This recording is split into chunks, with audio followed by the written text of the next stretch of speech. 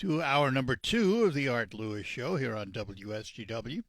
Coming up in a couple of weeks on August 4th, Election Day, one of the things Saginaw County residents will be asked to vote on is a 10-year renewal for the Saginaw Historical Society Castle Museum and no increase.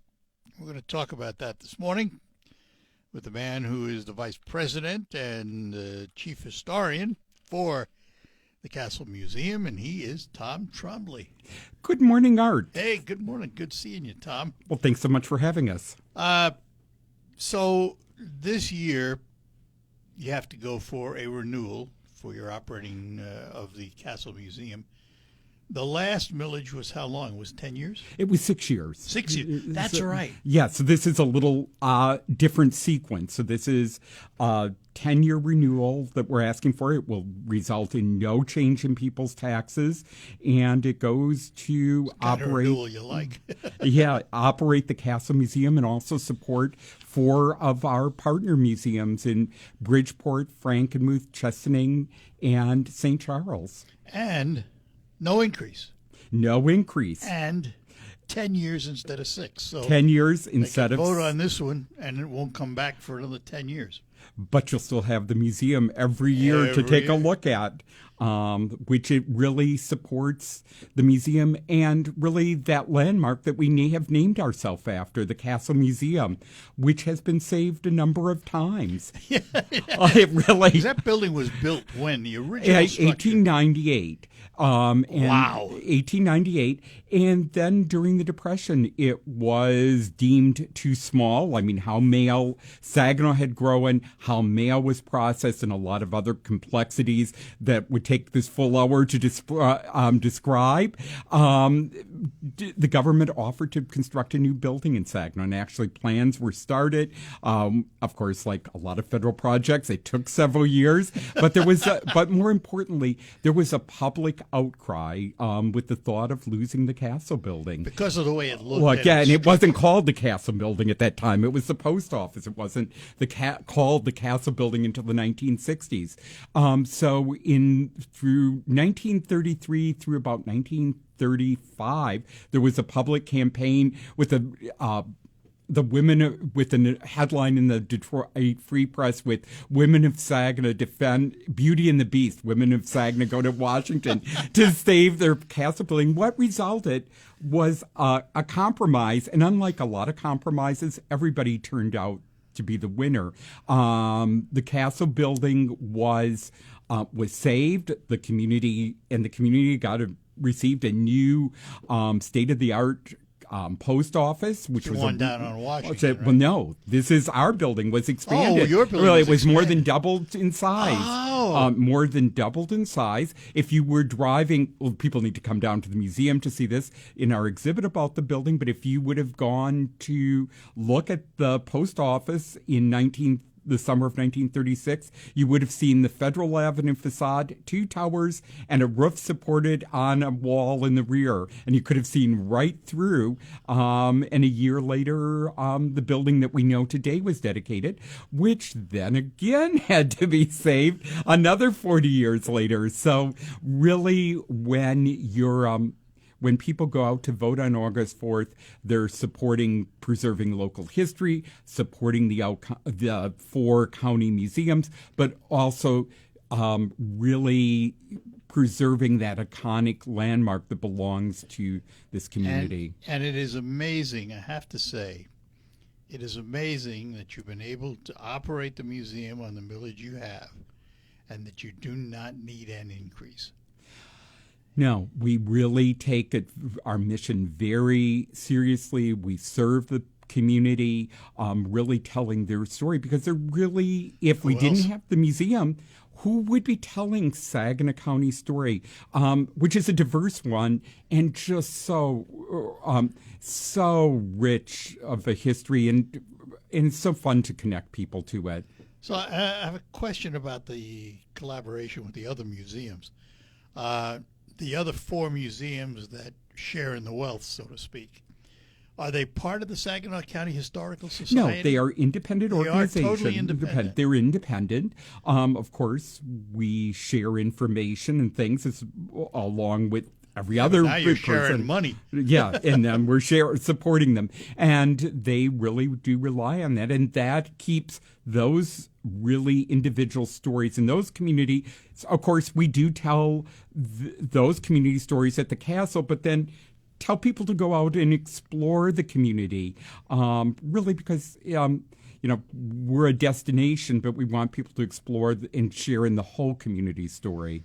And those museums are Frankenmuth. Frankenmuth, St. Charles, Chesaning, and Bridgeport. I didn't even know St. Charles had a museum. Yeah, and it's on the main street in St. Charles, in a historic building. And, it's interesting how everything fits together to tell one story of the county, but there's just these wonderful little micro stories that go together to form the entire story of the community. If I go to one of those, I'm able to see more information about coal mines, for example. Coal mines, which weren't just in St. Charles. We had more coal mines in Saginaw County than any other county in the state of Michigan. I had somebody challenge that once. So that is what is recorded. It was kind of like, it was after hours, somebody called my number after I said that and said, you're correct, it's recorded, but there were more in another county. And there actually were coal mines in the city of Saginaw. And it's interesting how coal mining really shaped the settlement of the area and really shaped the next chapters. You wouldn't think of it because you hear about logging, you hear about the auto industry, you hear about the medical, you hear about all these things that are the major industries. You don't think of coal mining shaping the area. No, you don't. And you don't realize some of the industries that came and went before we fixed on automotive, piano manufacturing, mandolin manufacturing. There were in that transitional period in the early 20th century. There were a lot of industries brought or started in Saginaw, and they're really interesting chapters. Cash registers. We have a Made in Saginaw gallery upstairs. Yeah, I've seen that, yeah. Yeah, and it's just fun to see how many different types of things were here and how that really, it really shaped that generation, but future generations of the community. Does that include that Saginaw auto car you have? That does. The Saginaw cycle car that would go 50 miles an hour and carried 1 gallon of gasoline. It's a story problem. I love giving children's tours and presenting it like that. That thing still run? Yes, we have. It does. As I always say, when things come to the museum, they have a very soft light. They had to get there, and then they. So we did. It was operational when it came to the museum, and we did for its centennial. We did, with due diligence, go out and use it for one trip around Hoyt Park. And the reason we chose Hoyt Park, that's where the promotional photographs were taken when it was made. Oh, no kidding. When it was manufactured, one of the original sales brochures. That's the only time you've run it, really. That's the only time, so we just make certain we keep Take it. a special occasion. Yeah, and it won't be going out again. That was kind of terrifying. Was it really? Yeah, it was. But no, we had a car restorer work with us, and and we were confident that we wouldn't do any damage. And it was wonderful to have a video of the car operating. Because it's one of only a very few, right? Yeah, but we know there's parts of them out there every so often, and it's been a long time, but we had an offer for a wheelbarrow with the Saginaw cycle car hub on it. We've had an offer for something else, but there's supposed to be 1 or 2 out there, and the official number, which I don't know the exact source, but is 35 roughly were made. Oh, is that right? Yeah, and I do know that Newell Barnard, who was the engineer for it and designed it, when they only made them for that brief period, he had extra steering wheels. His grandchildren told me a story about it. He needed a hoop for a magic trip the grandson did, and his grandfather got one. And these are the stories we tell. We collect things to preserve stories. We've had Aside from the cycle car, I mean, we've had a pretty rich history of the automobile in this area. Oh, the automobile, very rich history. Saginaw And was drivers. And the one thing is, Saginaw's history is so diverse. I always get upset when people say that when they'll introduce me and say that I'm an expert at it, because I'm not. Every time I talk to someone, I learn something else and go out. That's what an expert does. Well, and there is no such thing that you're skillful at, but there's so many different stories. And I mean, our team is constantly going out and learning from our visitors. One of the real challenges is really getting my work done, because people love to talk and I love to talk to them. So let me ask you something. I don't think I've ever asked you this. What drew you as a young man to history? I don't really know. I just have always had an interest in local history, and I just kind of contorted my career path somewhat unintentionally, I know, towards it. I grew up having a great interest in history, and my parents encouraged that, as did the rest of my family, or I should say humored it, because each of my siblings had different interests. And so it's just been a long standing interest. But it's interesting how history does not encompass one thing, that you just learn so much more about a community. This area is rich in it. Oh, incredible. It's unbelievable. No, I know. This week, Monday, I was trying to get labels done. Our fire equipment's on loan to the Bay City Firehouse and Toy Museum, and they were new labels, and I was researching our collection. So I spent part of the day writing about fire equipment, then part of the day answering questions, and then I turned to writing about dresses from our collection and the stories of the people that made and wore them, not the fashions themselves. So it's just really rich. And I mean, everybody associated with the museum does this, and it really is, we have great stories to tell, and people love it when they come in. All right, we're going to take a break, come back. We're talking to Tom Trombley, the Vice President and Senior Historian, Chief Historian of the Castle Museum in Saginaw. Gotta go. We're back with you on the Art Lewis Show, talking to Tom Trombley, who is the Vice President and Chief Historian of the Castle Museum. Let's talk about the building. What kind of shape is it in? I mean, years ago when the early millages came on, part of it was because that building needed a lot of help. It's had the help since. So what kind of shape is it in? It's had the help. We constantly have to do work on the building, and I'm certain we're looking at some major things. I mean, it's, when the museum, one of the things we have to be aware of, when the museum has been in the building nearly 50 years now, when it was transferred to the county in 1976, in the 70s, it took several years to transfer it. It was basically a 40-year-old building now. Now we're looking at a building that is 90 years old, because we're celebrating the 90th anniversary. So I'm certain we'll be taking on additional projects, but I mean, we do work diligently to maintain it with day-to-day maintenance. And that's the thing about it. It needs loving care. And it will need in the future, some major loving care, but it is an amazing landmark for the community. Yeah, it's an amazing structure. It truly is. It was once... That block, when you think about it, that block is amazing, because you got your building, and right behind you is the library.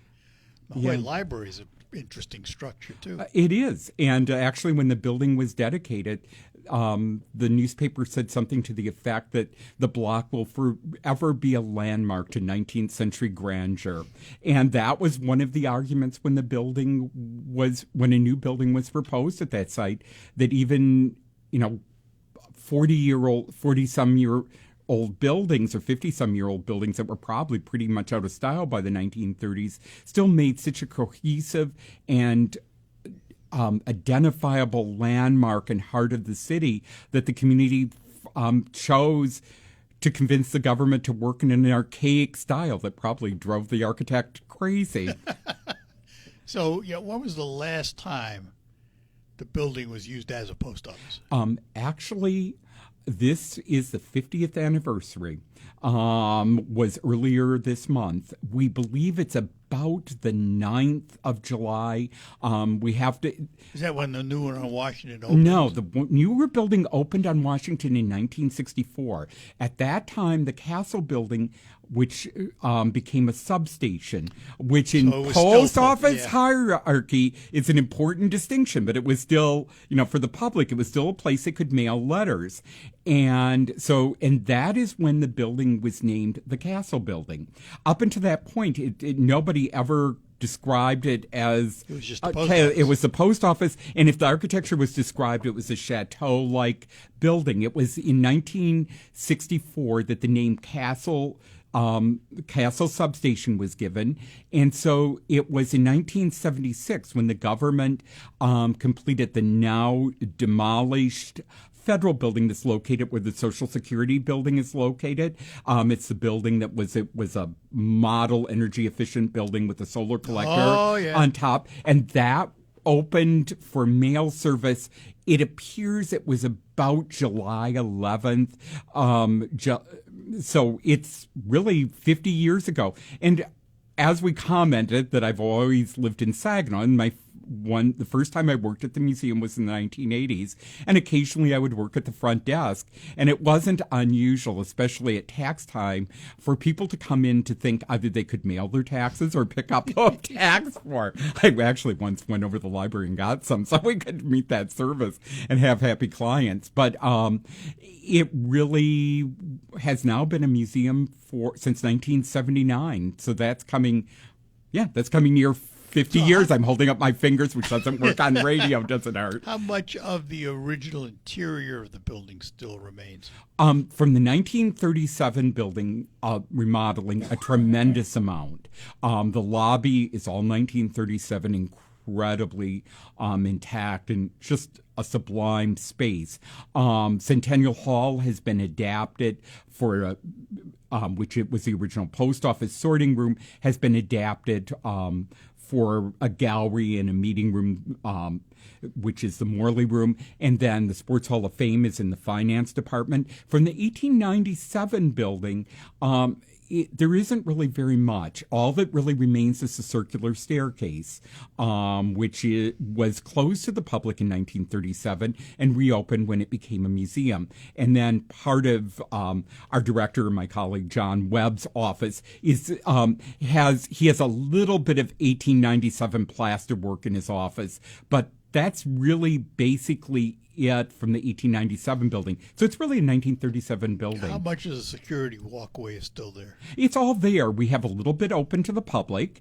And, the observation galleries were originally painted completely black inside. They had cork floors, no lighting, and they had to be designed so the post office inspector, who was the only person that did not report to the postmaster of the building, could enter the building without being seen. And in our case, there's several ways to do that. And of course, there was no big parking lot, so you would have parked off site and just kind of wandered in and out in the middle of the night or the middle of the day and not be seen.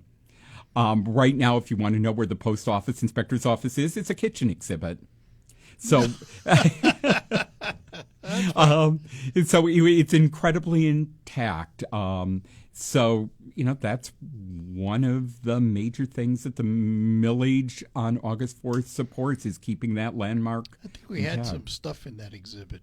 The radio. We stuff. did. I don't know. There's this, yeah. Yeah. May still be something. Yeah, we did a great exhibit about Listen to the Misses. Oh, I remember that. That was downstairs. Yeah. That was. And we have the WSGW sign, which we have on display. It's in our research area of our storage building. But every so often reappears and is a great addition. So see, we tell so many stories.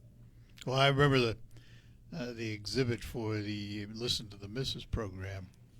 I was going to be up for a couple of months, and I think it lasted a year and a half or something. Yeah, because it was for a long time. And that was because it was incredibly popular. And one of the great fun, I had access to your files, and I stood there and photocopied random cards, which people read for the recipe. sometime we need to talk about those because that's a great collection. Yeah, we still have them.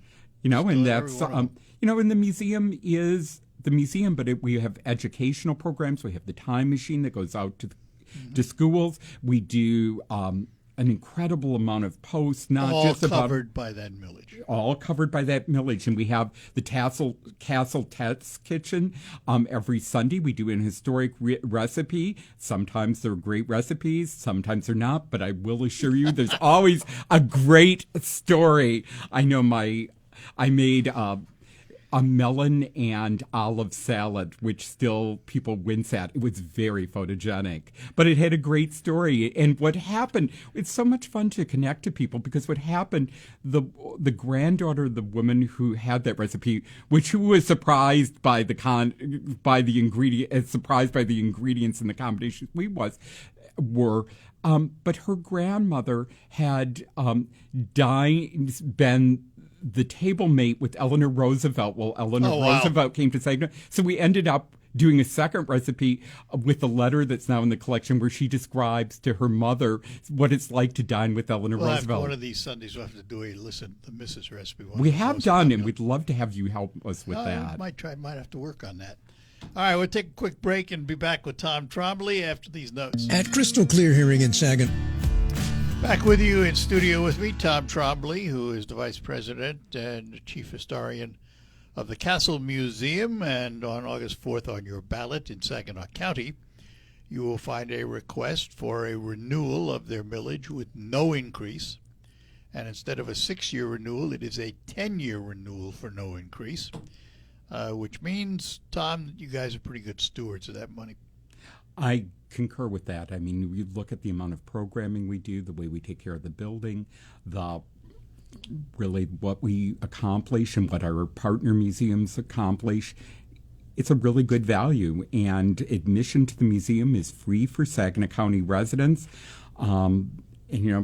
Actually, what the median cost is for a homeowner, if you went to a museum of that size in another community, you probably could get maybe 1.5 people, if that many, in for the admission. So it's really, I can say, even if I weren't involved in the museum, it's an incredible value. And I mean, really, the other programming that we do, educational programs in schools, our social media programs, our outreach into the community. We've had a number of special events this summer, which we always do. We had Jazz and Jefferson. We had Flights of Freedom. There's always something going on. We have Lunch and Learn. I think I have one that I have to prepare for later this summer. I just realized later this month. We do walking tours. We do things throughout the community. So the museum alone, but when you look at the other things that go with it, and then the preservation of the collection is just, it's an amazing collection. Let me ask about collecting. A lot of families have historical things from their past, what have you. What do you accept and what don't you accept? That is a really good, and we could use up the rest of the day on this, but it's really about the story. We collect items to preserve stories, and sometimes things, somebody will come in with something, and I think, that isn't good. I'm not going to take that to my colleagues. That isn't really worth it. And then they tell me the story behind it. And it's just, it connects us with a person, a place, a thing. And we're always looking for things that really help us to diversify the story we tell, so we represent all of the people of Saginaw County, all of the county. And honestly, we could fill several castle buildings with the things we're offered, but we're very careful. But it's really about the story that is connected. Was it made in Saginaw? How was it used in Saginaw? Simply because it was here doesn't mean that it has a story. But I mean, what's great if somebody has the receipt for something they purchased, if they have a photograph of a family doing something. We have I don't know. We have over 10,000 photographs. Plus, we have all the negatives from Bosch Studios. So we have, the photographs we have, and it's used constantly. We have probably over 90% of our photographs are scanned, not the Bosch Studio negatives, but the rest of the collection. So we can access it. In-house through our collection program. So it's really about the story. So I would encourage somebody that has something they're considering, call the museum. I will more than happy to talk with them or one of the other members of our team, because we work as a team. This isn't about having one person make the decisions about a team, but it's telling that story really, and that uniquely Saginaw story, because it's national events are important, and Saginaw was very much part of that. But it's that microscopic story that we can tell, that micro story that really gets lost in the larger picture of things sometimes. All right, we'll take one more break, come back, finish up chatting with Tom Trombley from the Castle Museum. Beautiful new floor. Back with you in studio, Tom Trombley, the Vice President and Chief Historian of the Castle Museum. August 4th, on your ballot in Saginaw County, you will find a renewal without an increase, and it's an extension that goes to 10 years rather than 6 from the previous. Amazing. And actually, the former original ones have been 10 years, so it was just that one, which was 6. So we're glad to be back to the 10-year cycle. And we got Carol in Hemlock with us on the phone. Carol, good morning. Good morning. I have a question. I'm not planning on checking out soon, but I'm older than Art. And I have all of the Listen to the Mrs. Cookbooks, all of their brochures, and some of Fred Krell's recipes. Oh. And my kids all live out of town. So I'm trying to get things organized. Is that something that the Castle Museum would be interested in? We have a partial set of them, and we definitely would be very interested in having them. We've needed a complete set. So give us a call at the museum. My number is 989-752-2861, extension 304. Okay, and I'll leave a note for my boys. Okay, that sounds great. What they're supposed to do with these books. Yes, and if I need in between something we can't find, you may get a call from me. Okay, no problem. Don't wait until you check out. I mean, if you're not using them, give them now. No. Oh, yeah, but no, enjoy them now. Leaving them, and I'm sorry, I moved. I got greedy and wanted, but no, by all means, enjoy them and leave them to us in your will. Okay, will do. Thank you very much. Thank you. Bye-bye. Yeah, I have complete set and a couple extras, so it's it's fun to look back, because we had 11 cookbooks plus all the brochures, and I think the number was somewhere around 60 to 70,000 that we sold. Really? A lot of cookbooks. Yeah. And all the recipes, almost all of them, came from listeners. They were all submitted. They weren't things we created. And how many of those recipes did you find that somebody left an ingredient out? Very few. Every so often when we're doing our historic posts, we discover that, or somebody didn't tell their cook, listen to their cook carefully. I can give you examples of that.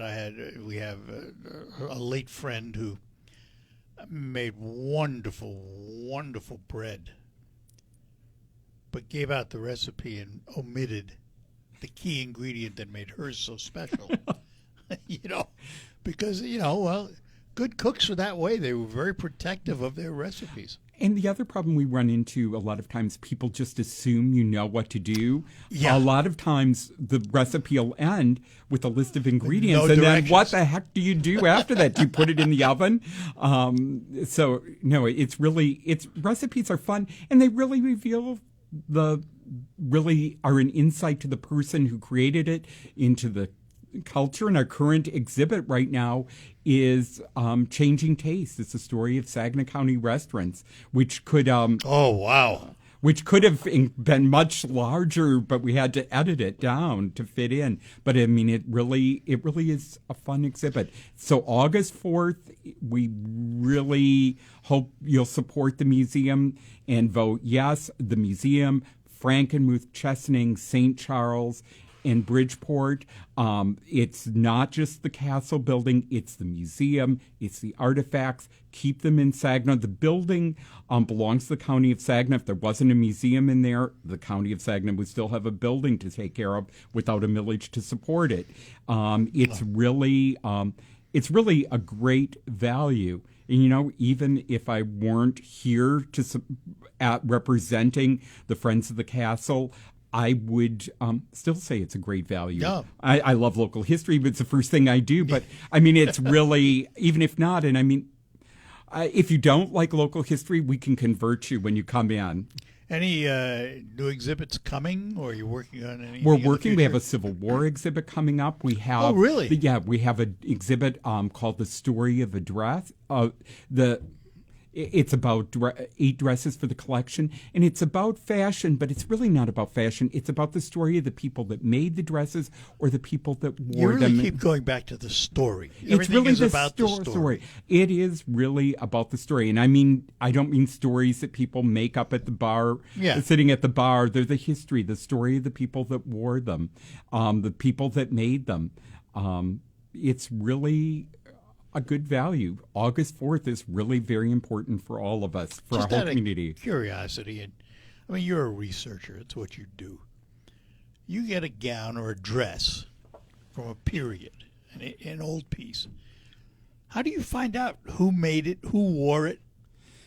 Well, you know, sometimes one of the saddest things to do is to go to an antique shop and walk down. You see these wonderful things that have been stripped from their stories, because once that's gone, sometimes you can't reconnect it. But there are clues. Some things have labels in them. A lot of the Saginaw-made things have labels in it, so you can go from there. But a lot of it comes from the information that the donors give us, and sometimes that story turns out to be not true, but very much enriches our understanding of the item, because we verify things and work to. And sometimes you are asking questions that I can't give simple answers to today. Sometimes we can't answer the question, but we always have great exhibits, great programming, and great things at the Castle Museum. So it's important to vote on August 4th. And so I'm saying that we have our methods. Tom, thanks for being with us. Thank you, Art. Tom Trombley. He is Vice President and Chief Historian of the Castle Museum. News is next. Not many things come with a lifetime guarantee. Broadcasting from the storm.